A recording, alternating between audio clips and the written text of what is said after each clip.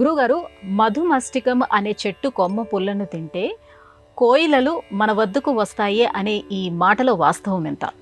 ఆరోగ్య రహస్యాలలో ఆయుర్వేద శాస్త్రం ఒకటి కనుక, ఆయుర్వేదంలో మధుమష్టికం అనేటటువంటి ఒక మొక్క కొమ్మ మాటలు విరివిగా ఇచ్చేటటువంటి శక్తి కలది అంటూ నిరూపితమై ఉన్నది.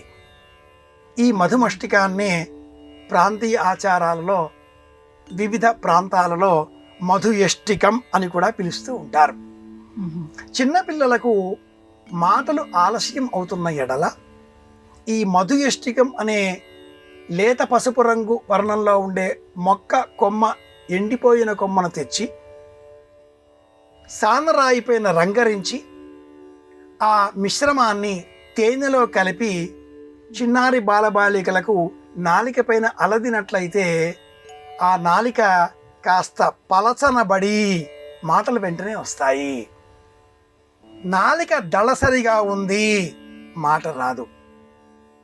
నాలిక లోననే ఉన్నది, బయటికి రావడం లేదు, మాట రాదు. నాలిక బయటికి సాగతీసి భ్రుకుటి నుదిటి వైపు కూడా చేర్చితే ఖేచరీ ముద్ర అనే ఒక ముద్ర, నాలికని అలాగా బయటికి తెచ్చి ఈ పైన ఉంచేంత వరకు మనం ప్రయత్నించగలిగితే మరణం ఉండదు, వృద్ధాప్యం ఉండదు అంటుంది తంత్రశాస్త్రం. ఇది తెలిసిన ప్రాచీనులు పూర్వకాలం నాలికతో ముక్కు చివర అందుకో అనేటటువంటి వారు. చిన్నపిల్లలు అలా నాలిక బయట పెట్టి ముక్కు తాగే ప్రయత్నం చేస్తూ కనుగుడ్లు మధ్యలోనికి రాగా మిడిగుడ్లు వేసుకొని ఏకాగ్రతతో అనేటటువంటి వారు, చుట్టూ ఏం జరుగుతుందో మర్చిపోయేటటువంటి వారు, ఏకాగ్రత కుదిరేది. ఇది సాధనలో మొదటి మెట్టు. జపం చెయ్యాలి అన్నా, ఏకాగ్రత పెరగాలి అన్నా, చదువుకునే పిల్లలు బాగా చదువుకోవాలి, ఏకాగ్రత కలగాలి అన్నా ఇలా నాలికతో ముక్కు అందుకునే ప్రయత్నం చేయాలి అని ప్రాచీనులు చెప్పేవారు. అంటే వేళాకోళంగా నవ్వుతారేమో కానీ ఈ ఆటపాటల వెనుక ఇంత అంతరార్థం ఉంది.